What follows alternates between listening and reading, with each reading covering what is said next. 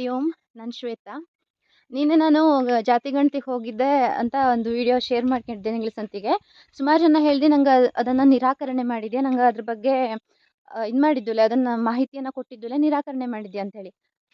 ನನಗೆ ಅಲ್ಲಿ ಹೋಪಲ್ಲಿ ತನಕ ಅದರಲ್ಲಿ ಏನೇನು ಕ್ವಶನ್ಸ್ ಇದ್ದು ಅಥವಾ ಕರೆಕ್ಟಾಗಿ ಹೆಂಗಿದ್ದು ಅದು ಫಾರ್ಮ್ಯಾಟ್ ಹೆಂಗಿದ್ದು ಅಂತ ಗೊತ್ತಿದ್ದಿತ್ತಲೆ.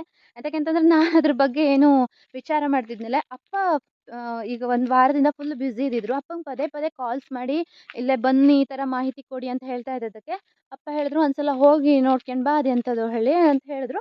ನಾನು ಹೋದೆ. ಅಲ್ಲಿ ಹೋದ್ಮೇಲೆ ನಂಗೆ ಅನಿಸಿದ್ದು ಎಂಥದ್ದು ನಮಗೆ ಈಗ ಗೌರ್ಮೆಂಟಿಂದ ಏನೋ ಒಂದು ಸವಲತ್ತು ಸಿಗುತ್ತು ಅಂತಂದರೆ ನಾವು ಅದ್ರ ಬಗ್ಗೆ ಮಾಹಿತಿಯನ್ನು ಕೊಡುವಂಥದ್ದು ಸರಿ. ಅಥವಾ ಗೌರ್ಮೆಂಟಿಂದ ಏನೋ ಒಂದು ಸೌಲಭ್ಯವನ್ನು ನಾವು ಪಡ್ಕೊಂಡ್ವಿ ಅಂತಾದರೆ ಆ ಸೌಲಭ್ಯವನ್ನು ಹೆಂಗೆ ಬಳಸ್ಕೊಂಡ ಅಥವಾ ಅದರಿಂದ ನಾವು ಏನನ್ನು ಪಡ್ಕೊಂಡ ಅನ್ನುವಂತಹ ಮಾಹಿತಿಯನ್ನು ಕೊಡುವಂಥದ್ದು ಸರಿ. ಅಲ್ಲಿರುವಂಥ ಪ್ರಶ್ನೆ ಎಂಥದ್ದು, ನಿನ್ನ ಜಾತಿ ಯಾವುದು? ನನಗೆ ಹವ್ಯಕ ಬ್ರಾಹ್ಮಣ ಜಾತಿ. ನನಗೇನು ಗೌರ್ಮೆಂಟ್ ಕೊಟ್ಟದ್ದಾ ಅದು? ಅಲ್ಲ ಅಲ್ದಾ? ಅದು ನನ್ನ ಪರಂಪರೆಯಿಂದ ನಂಗೆ ಸಿಕ್ಕಿದ್ದು. ಹವ್ಯಕ ಬ್ರಾಹ್ಮಣರ ಮನೇಲಿ ನಾನು ಹುಟ್ಟಿದ್ದೆ, ನಂಗೆ ಅದು ಸಿಕ್ಕಿತ್ತು. 2ನೇದು, ನಿಮ್ಮ ಮನೇಲಿ ವಾಷಿಂಗ್ ಮಿಷಿನ್ ಇದ್ದ, ಫ್ರಿಡ್ಜ್ ಇದ್ದ, ಅದೇನು ನಂಗೆ ಗೌರ್ಮೆಂಟ್ ಕೊಟ್ಟಿದ್ದಾ? ಅಲ್ಲ. ನಮ್ಮಪ್ಪ ದುಡಿದು ಅಥವಾ ಜಮೀನಿದ್ದು ಜಮೀನಲ್ಲಾದರೂ ದುಡಿಯವಲೆ, ದುಡಿಯೋದೇನು ಬಂದಿರ್ತದಲ್ಲವ.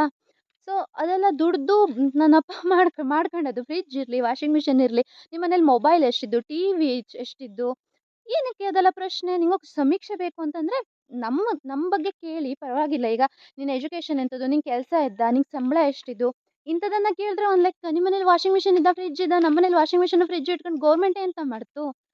ಗೌರ್ಮೆಂಟಿಂದ ಶಿಕ್ಷಣ ಪಡ್ಕೊಂಡದ್ದು ಹೌದು. ಈಗ ನಾನು ಓದಿದ್ದೆಲ್ಲ ಗೌರ್ಮೆಂಟ್ ಸ್ಕೂಲ್ಗಳಲ್ಲಿ, ಗೌರ್ಮೆಂಟ್ ಕಾಲೇಜಲ್ಲಿ. ಹಾಗಾಗಿ ಗೌರ್ಮೆಂಟಿಂದ ಅದನ್ನು ಪಡ್ಕೊಂಡೆ ನಾನು ಅದ್ರ ಬಗ್ಗೆ ಕರೆಕ್ಟಾಗಿ ಮಾಹಿತಿ ಕೊಟ್ಟಿದ್ದೆ.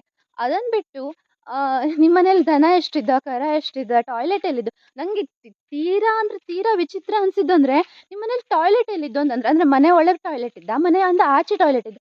ನಮ್ಮ ಮನೆ ಒಳಗಾದ್ರೂ ಇರಲಿ ಹೊರಗಾದ್ರೂ ಇರಲಿ ಅದನ್ನು ಕಟ್ಕೊಂಡು ಗೌರ್ಮೆಂಟಿಗೆ ಏನು ಒಪ್ಪೋದಿದ್ದು? ನಮ್ಮ ಮನೆ ಒಳಗಡೆ ನಂಗೆ ಹೌದಪ್ಪ, ಹೊಸ ಮನೆ ಈಗ ಇವಾಗ ಕಟ್ತಾ ಇದ್ದ ಮನೆಯಲ್ಲ, ಒಳಗಡೆ ಟಾಯ್ಲೆಟ್ ಇತ್ತು.